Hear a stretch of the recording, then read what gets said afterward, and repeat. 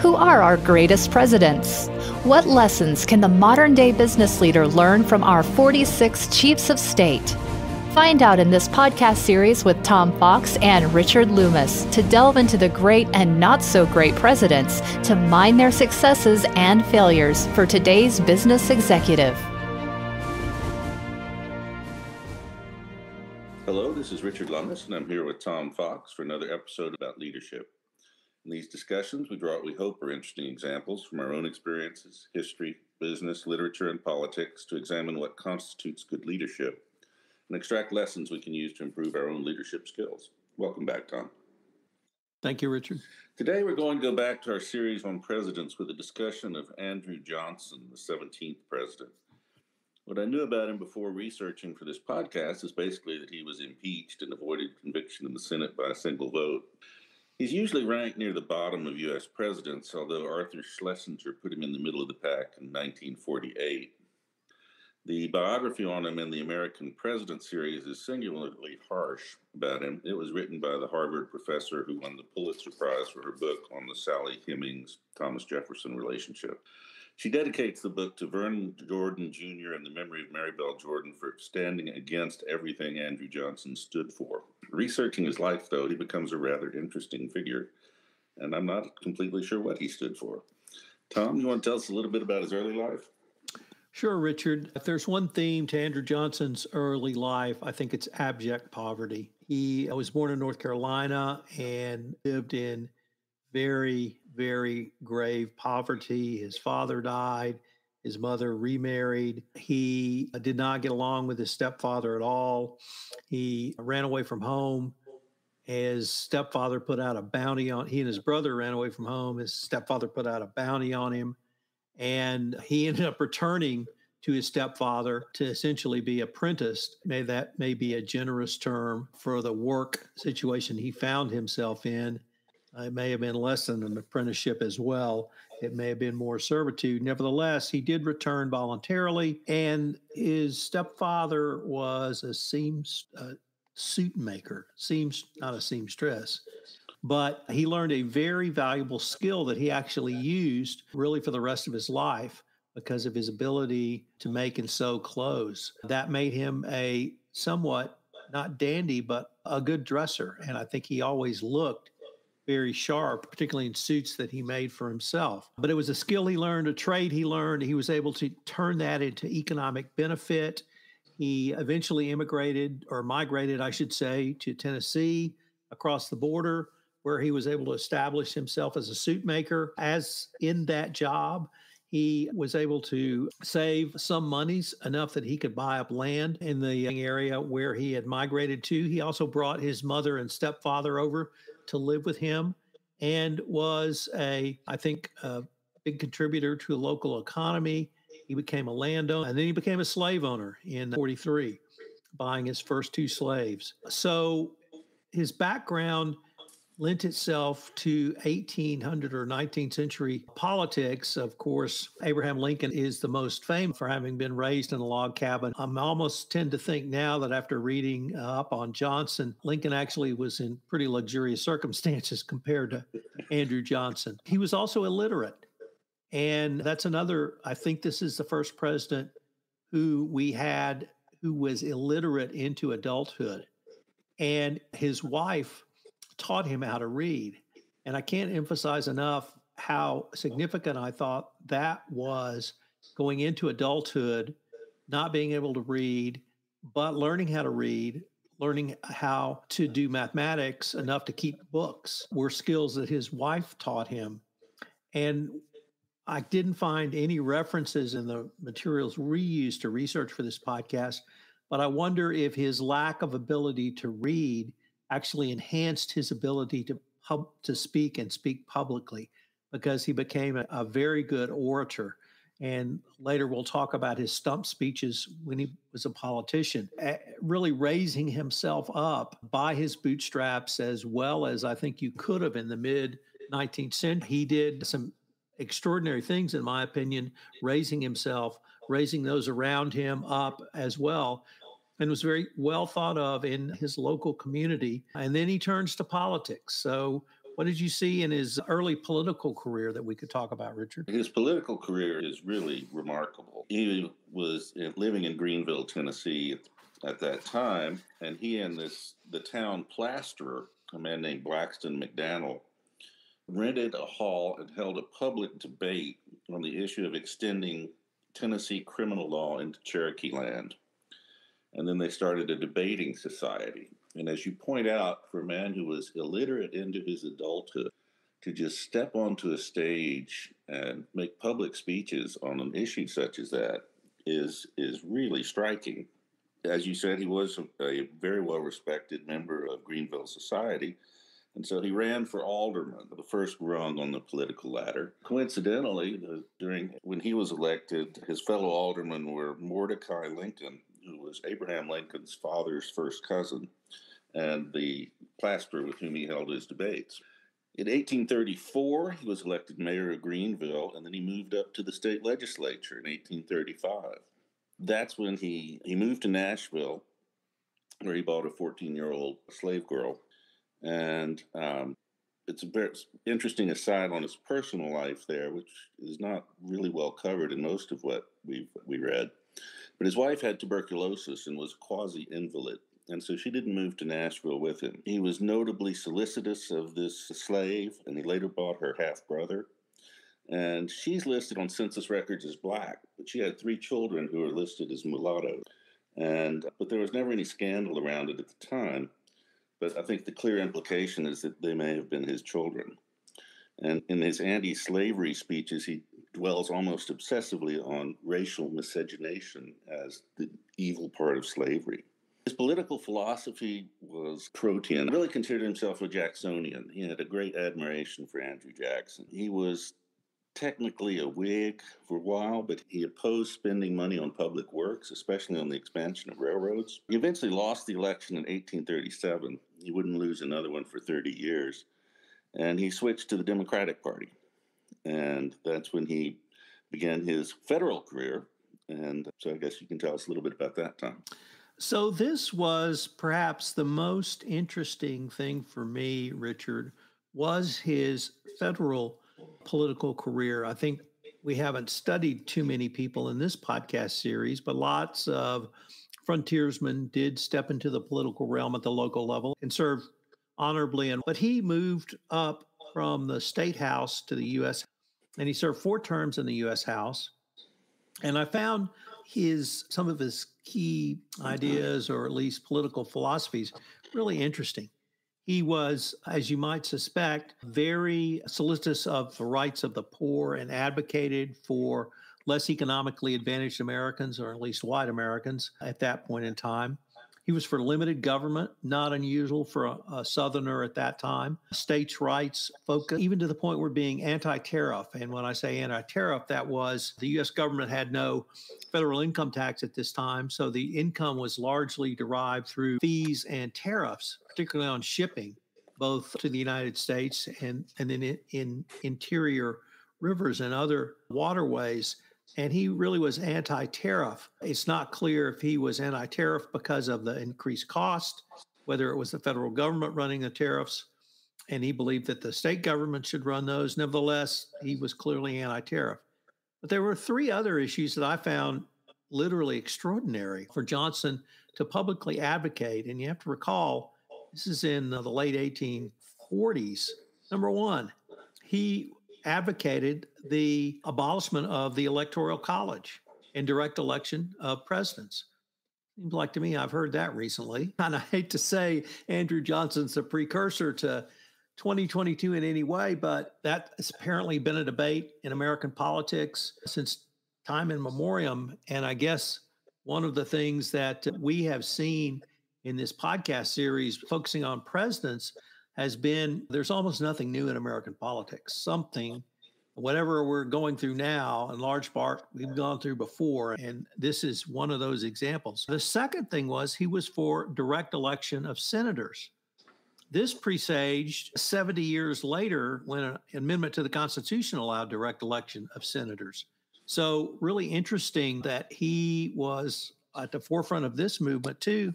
And then finally, perhaps the most fascinating, he wanted a 12-year limit on federally appointed judges. Once again, something that we have heard about recently. So he was, I guess you would call him a small government populist. If that term resonates in any way, but he really worked moderately well when he was in the House of Representatives. He did not seem to be ill thought of, although he didn't stand out in any way. But his political positions, I thought, were really interesting. We're going to have a quick word from our sponsor, and we'll be right back.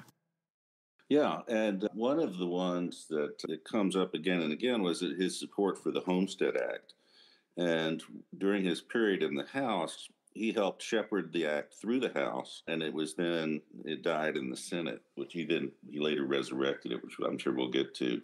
But that was very interesting in that it was a way to help, as you point out, poor whites at the time. But then his opposition to land reform and Reconstruction seems to go against that. So he's a very conflicted figure in a lot of ways, and I find it very difficult to get a handle on him. And I think one of the reasons for that is we have very few written records from him. He struggled with writing his entire life, and he apparently was not terribly self-reflective. He was also not terribly religious, which was very odd for the time. I just think it's very hard to get a handle on any consistent political philosophy with him. He was gerrymandered out of the House in 1853. And so he decided he'd double back and become governor of Tennessee. And here, Richard, what I found the most interesting was Tennessee, like the state of Texas today, has a weak governor. But he used the position as a bully pulpit.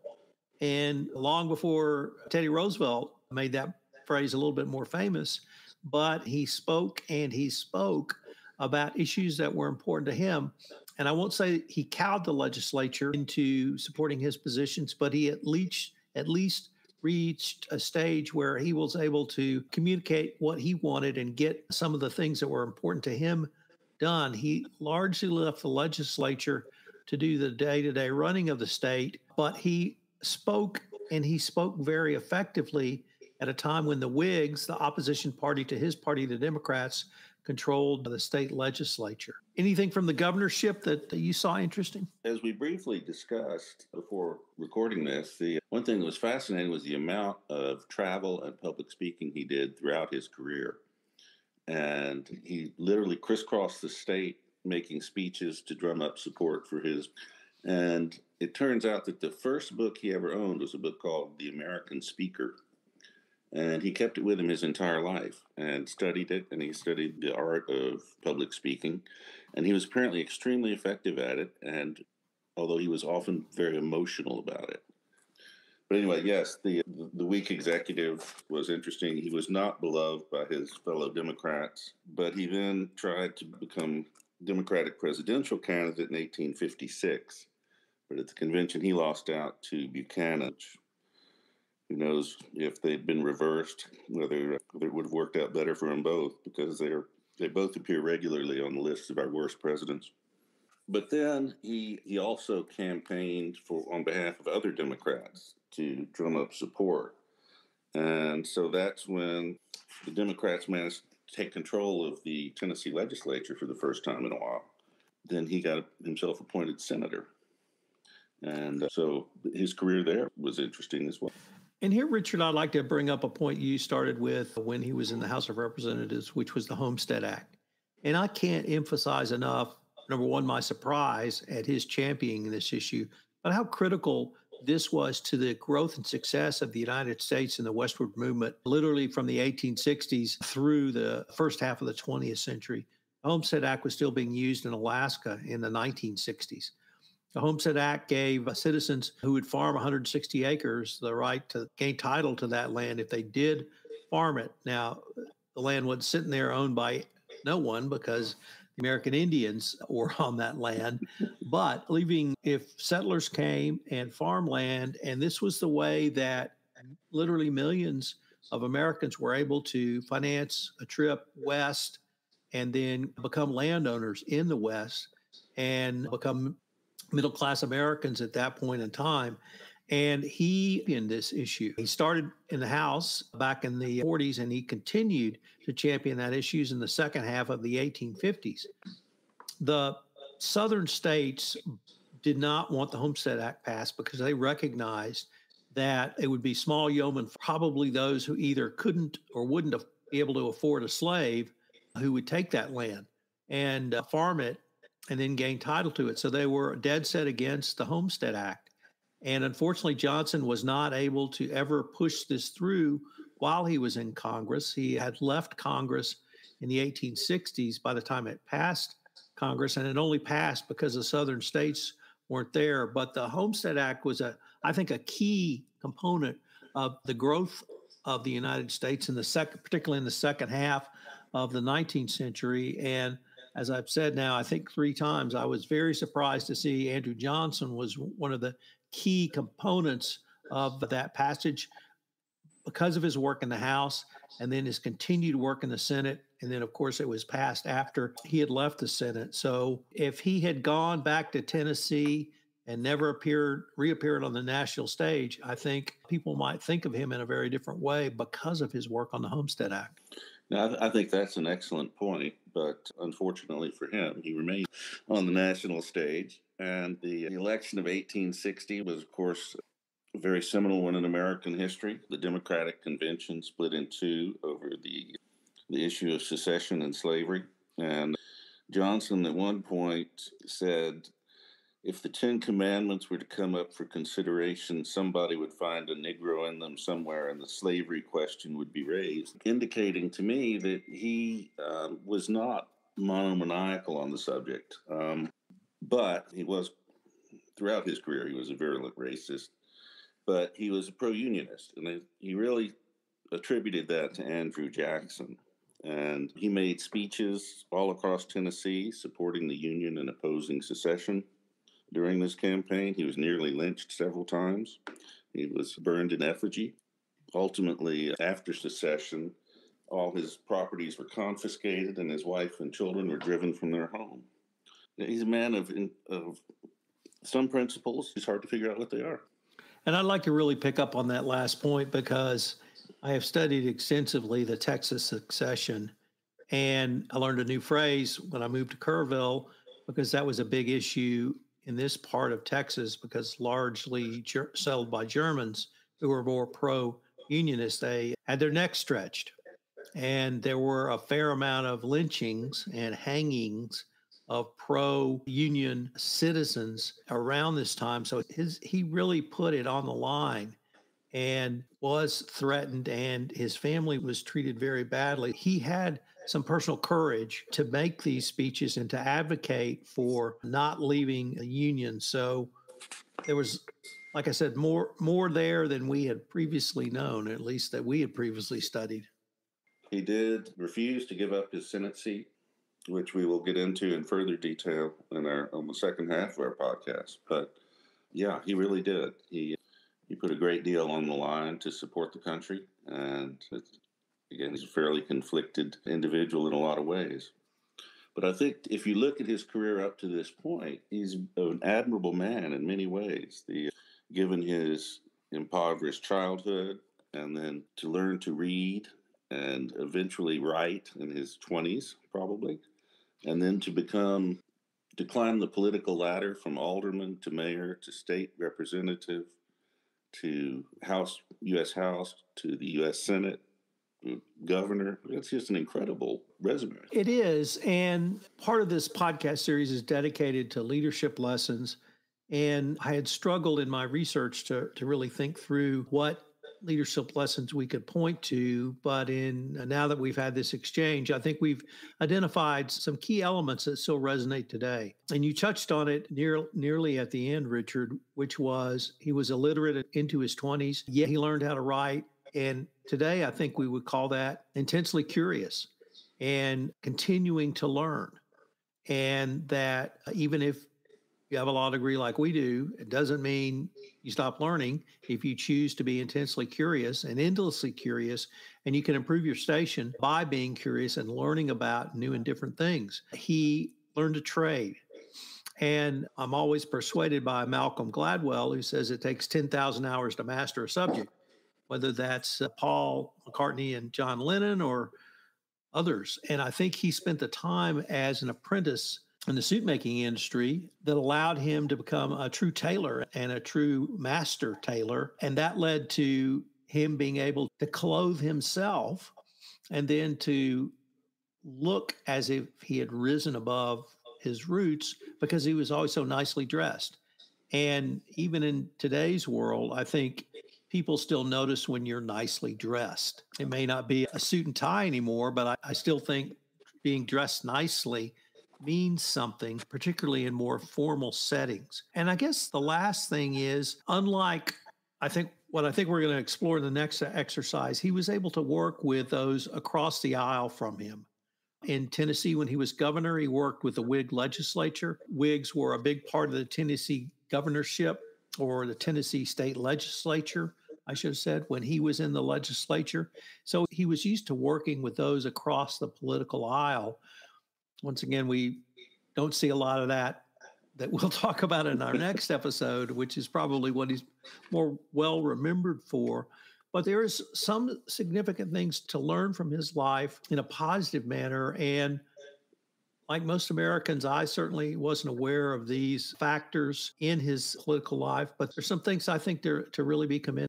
Yeah, he's described as a voracious reader in one of the biographies I looked at. And I think that goes to your point about curiosity. Read everything. The other thing that interested me, you talk about his reaching across the aisle. He also frequently alienated members of his own party. But no one seems to, until we get to the second half of the podcast, he seems to have made very few permanent enemies. The people would always come back to work with him, and whether that's a testimony to his eloquence and his persuasiveness as a speaker in private as well as public, or skilled deal making, or what. But I thought one of the interesting things was you kept hearing it referred to that he'd made enemies, but then somehow they all went away by the time he climbed another rung of the ladder. A fair amount to commend. I think we began to see some of the traits that led to his downfall. One that I think I need to mention now was he had a fondness for the cider, and he never shied away from a cider. At this point, it didn't appear the cider had taken over for him. And then the other thing is, whatever demons or fears, or what he felt from coming from the absolute lowest economic class of white Americans at that time, he seems to have overcome, and he seemed to be able to work with a wide variety of others. I think we see that change going forward. Frankly, I can't wait to do part 2 of this, Richard. Let me end with a couple of the negative observations that go to leadership, which one of his biographers feels that his deep personal insecurity because of his upbringing led him to think of stubbornness as a synonym for inner strength. We see that a lot in the second half here. And the other thing is he may well have been afraid to be wrong. And he offered his stubbornness as evidence he was a man of principle, but in fact, he was simply afraid to be wrong sometimes. And I think we will see how that sets him up for disaster later in life. There's always a tension between the two, but in his case, and as I said before, we have very few documents from himself. So a lot of what we read is people's interpretations of him based on their own opinions and background. I hope you will enjoy this, or I hope you enjoyed this, and I hope you will join us for part 2, where we discuss the rest of his career as vice president and then president. For now, is Richard Lummis and Tom Fox saying goodbye. Presidential Leadership Lessons was recently awarded by the Communicators as a podcast of distinction, and we're certainly thrilled to have won that award. Also, I would like to invite you to another podcast I recently concluded called Never the Same, which looks at business issues which have changed forever in the wake of the Russian invasion of Ukraine.